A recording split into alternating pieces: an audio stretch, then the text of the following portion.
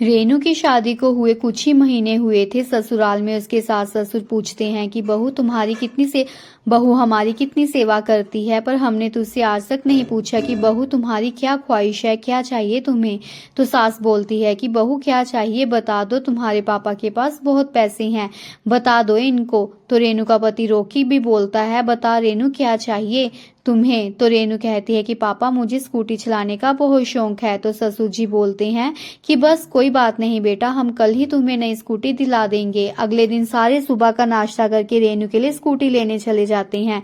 Scooty पसंद करके घर आ जाते हैं। तो रेनू के ससुर जी कहते हैं, और रेनू बेटा मुझे और तुम्हारी माँ को तो स्कूटी चलानी नहीं आती, और रोकी तो काम के सिलसिले से बाहर ही रहता है और छुट्टी पर ही घर आता है। तो रेनू कहती है कि ठीक है पापा।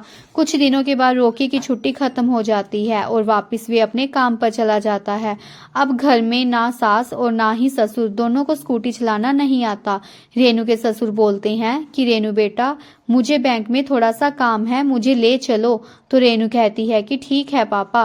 रेनू पापा को बैंक में ले जाती है। गर्मियों के दिन चल रहे थे और गर्मी भी जोरों की पड़ रही थी।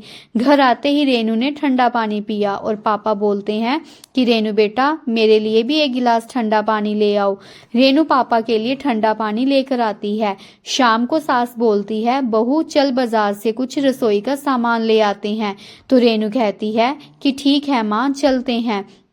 रसोई का सामान ले आने के बाद सास बोलती है कि रेनू भूख लगी है, तुम ऐसे करो कि फटाफट जाकर खाना बना लो। आज मैं बहुत थक गई हूँ, बाजार में घूम घूम कर मेरी तो टांगे थक गई हैं। रेनू रसोई में जाती है और सबके लिए खाना बनाती है। खाना खाने के बाद सास कहती है कि बहू मेरी टांगों की मालिश कर दे, बहुत थकी थकी सी लग रही हैं। रेनू कहती है कि मैं नहीं थकी, जो पूरा दिन घर का भी काम करती हूँ और अब तो बाहर का काम करना भी मुझे ही करना पड़ रहा है, अपने लिए तो टाइम ही नहीं मिलता।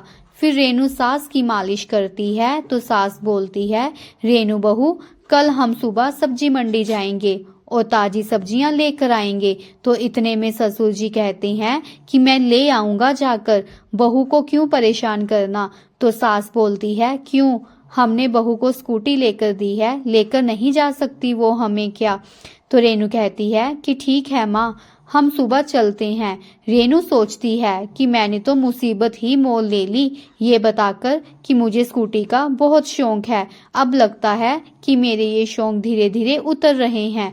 जैसे ही सुबह होती है सास बोलती है कि बहू तुम जाओ सब्जी मंडी और सब्जियां ले आओ। तो रेनू कहती है कि माँ आप नहीं चलेंगी क्या साथ में। तो सास बोलती है, आज हमारे पड़ोस में रोटी है, मैं वहां पर जाऊंगी, अगर तुम्हारे साथ सब्जी मंडी चली गई तो टाइम लग जाएगा। रेनू सब्जियां लेने मंडी चली जाती है और आकर इतना थक जाती है कि बेड पर लेटे लेटे उसे नींद आ जाती है। इतने में सास कमरे में आती है और बोलती है कि रेनू बहू खाना कब बनेगा दोपहर का। तो सास दोबारा बोलती है तो रेनू झट से बोल पड़ती है कि क्या हुआ माँ। तो सास बोलती है कि दोपहर का खाना कब बनेगा, तुम्हारे पापा को बहुत भूख लगी है, ऐसा करना आज मटर पनीर की सब्जी और साथ में पूड़ियाँ बना देना, और तुम्हारे पापा बोल रहे थे कि कुछ मीठा भी बना देना साथ में, जब से मेरे को शुगर हुआ है तब से मेरा मीठा ही बंद कर दिया है। तो रेनू कहती है कि ठीक है माँ, बना देती हूँ।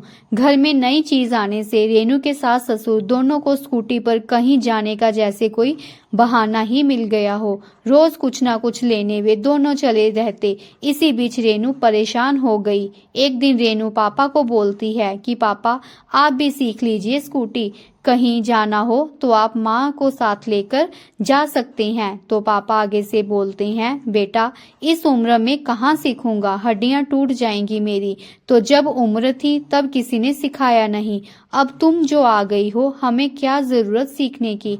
अगले दिन रेनू की सास को उसकी बहन का फोन आता है तो सास बोलती है कि हमने नई स्कूटी ली है, आजा तू भी कहीं। तो बोलती है, बहन मैं कल सुबह ही आ जाती हूँ। रेनू बेचारी फिर से उदास हो जाती है। अगले दिन सुबह सास की बहन आ जाती है और बोलती है कि मुझे भी तो बिठाओ अपनी स्कूटी पर। तो सास बोलती है कि हम दोनों तो अब चलाने से रहे, रेनू तुम्हें घुमा लाएगी, जा रेनू बहू अपनी मौसी को ले जा बाहर। तो रेनू कहती है माँ अभी तो बहुत धूप है, शाम को ले जाऊंगी। तो उर्मिला मौसी कहती है कि शाम को मैं चली जाऊंगी, ऐसा कर मुझे अभी ले जा। रेनू फिर से कहती है अभी तो मुझे दोपहर का खाना भी बनाना है। तो माँ आप ऐसा करना, आप खाना बना देना, मैं मौसी जी को ले जाती हूँ, पता नहीं कितना समय लग जाएगा। सास बोलती है कि बहू तुम खाना बनाकर ही जाओ, मेरे से नहीं अब खाना बनता, मुझे रसोई छोड़े हुए कितने महीने हो गए हैं, अब नहीं मुझसे खाना बनता। तो उर्मिला मौसी कहती है कि रेनू तुम आकर बना लेना। रेनू कुछ नहीं बोलती और चली जाती है। शाम को रॉकी भी छुट्टी से आ जाता है। तो रेनू कहती है कि मैं घर का भी सारा काम करती हूँ और बाहर का भी।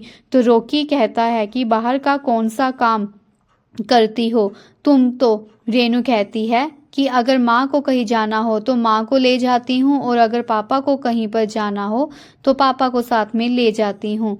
तो रॉकी कहता है कि ये तो बहुत अच्छी बात है। रेनू रॉकी की बात को सुनकर बाहर चली जाती है। अगले दिन रॉकी बाहर माँ पापा के साथ बैठा होता है तो अचानक से ही गाड़ी की बात करने लग पड़ते हैं। तो रॉकी कहता है कि माँ रेनू को गाड़ी चलाना भी आता है। तो रेनू कहती है कि हाँ माँ मैंने शादी से पहले ही सीखी गाड़ी। तो रॉकी कहता है कि माँ फिर तो कोई भी ड्राइवर रखने की कोई ज़रूरत नहीं है, रेनू है ना। तो रेनू हैरान हो जाती है। अब रॉकी नई गाड़ी ले आता है। अब रेनू को माँ पापा जहाँ बोलते हैं रेनू उनको साथ में ले जाती है। तो फ्रेंड्स अगर आपको मेरी कहानी अच्छी लगी हो तो प्लीज़ चैनल को लाइक, सब्सक्राइब, शेयर और कमेंट ज़रूर कीजिएगा। धन्यवाद।